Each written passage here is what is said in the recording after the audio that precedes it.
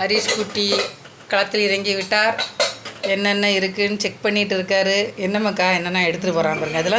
இதெல்லாம் நான் சொல்லியே கொடுக்கட்டாங்க. சாப்பாட்டு விஷயத்தில் அதை செய் இதை செய்ன்னு எதுவும் சொல்லண்டாம். ஆனால் இந்த பாத்ரூம் போகிற விஷயத்தில் மட்டும் 100 வாட்டி சொல்லணும். அது வருஷ கணக்கில் சொல்லணும். காதில் விழாது. இங்கே பாருங்கள், நான் எடுத்து வையின்னு சொல்லக்கூட இல்லைங்க. இங்கே பாருங்கள், எடுத்து வைக்கிறத பாருங்கள். வைப்பா ராசா, மெதுவாக வை ராசா. மெதுவாக போங்க. அடுத்தால போயிடுங்க.